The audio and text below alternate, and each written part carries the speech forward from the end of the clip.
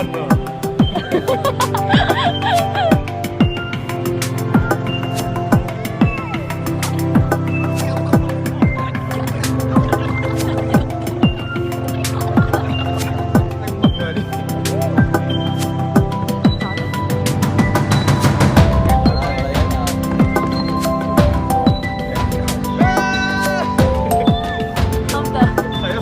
Không thể anh ơi. Gì này em thấy không thể. Em chưa. Cái mặt ở đây. Ok chưa? Đi không? Đi thôi anh ơi.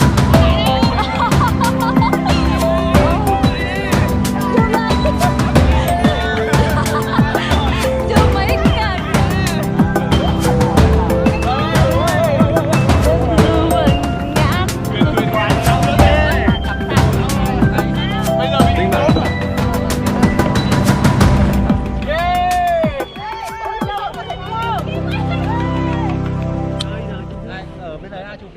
Rơi đấy. Chụp không?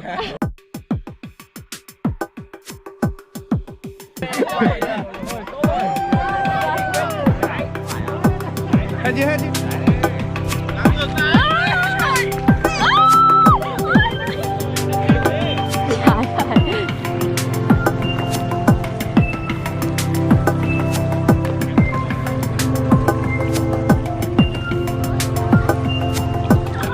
Sao sao sao?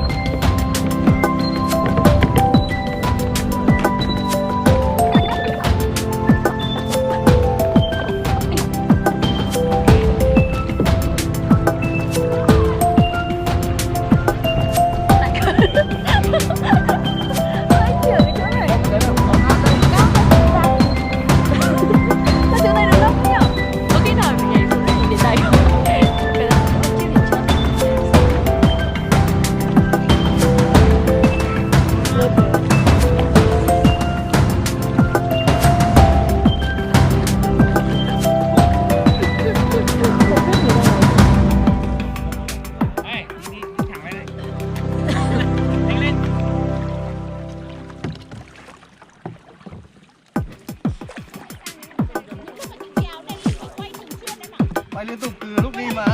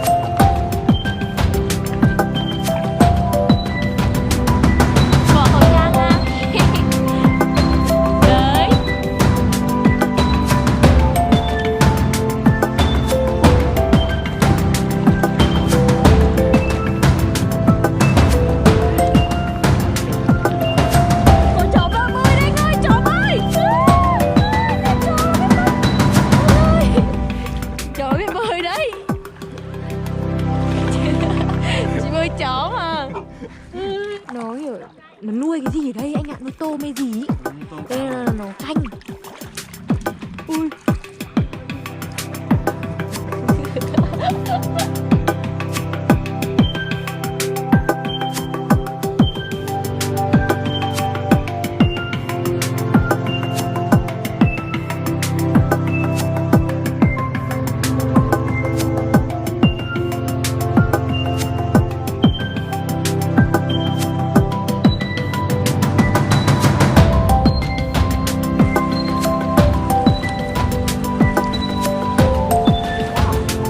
Xong rồi.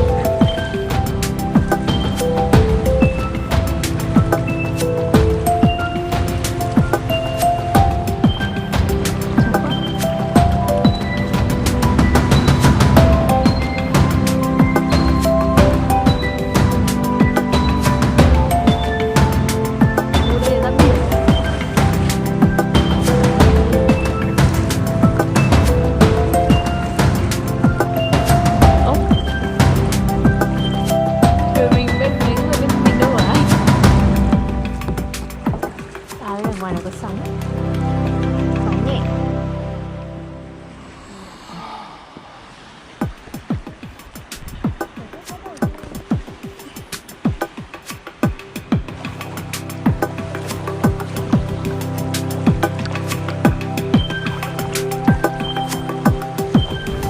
Mọi người gọi anh à?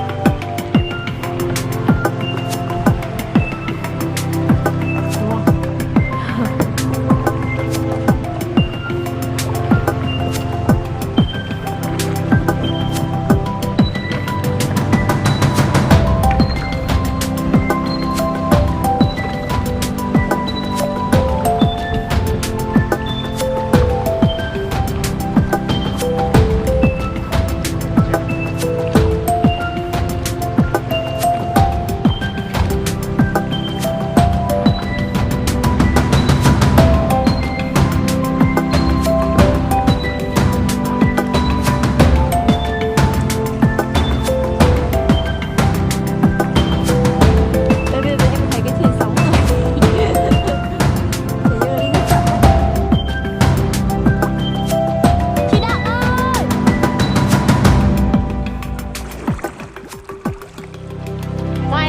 Ngoài này sóng to. Chả có gì cả. Chỉ có sóng thôi. Sóng to thôi không? Là có nắng. Ra đấy kiểu thoáng hơn. Có gió.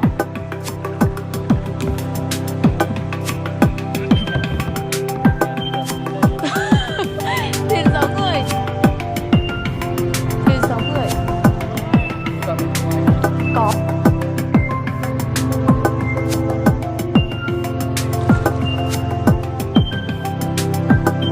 Không chắc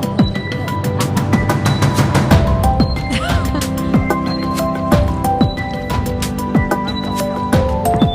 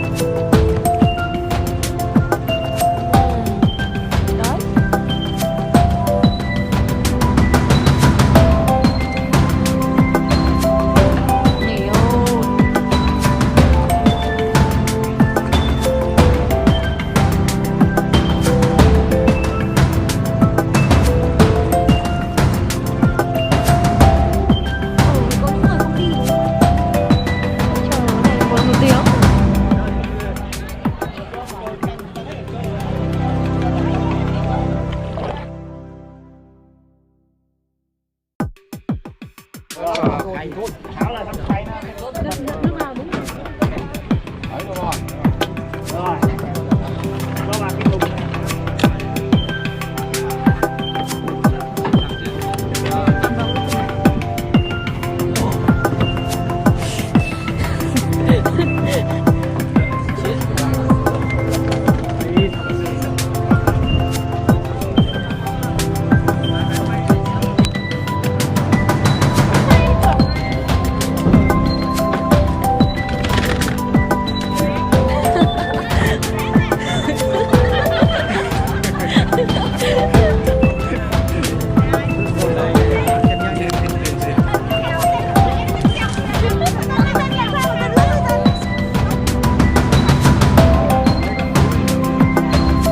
Đủ chưa chú ơi?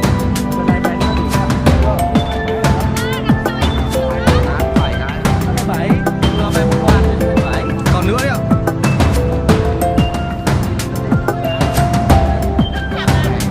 Chéo chéo chéo chéo. Thiếu 7 cái nữa.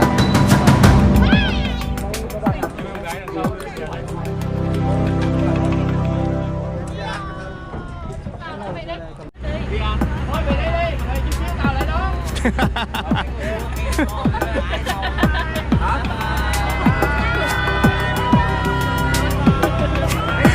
Anh ngồi xuống giúp anh để cho anh lái tàu, anh quan sát được ạ.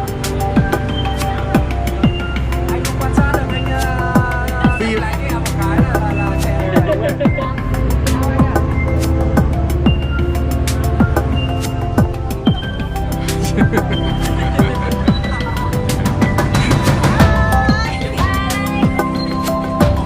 Mình treo lại sát đây này.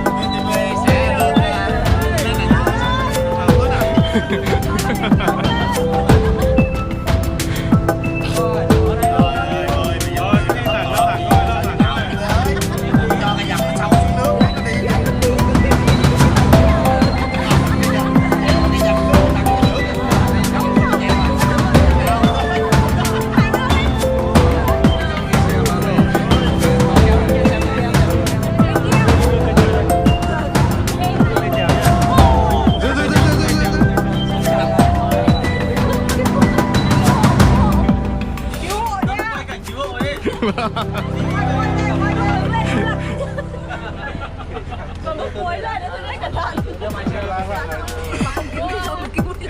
Né ra.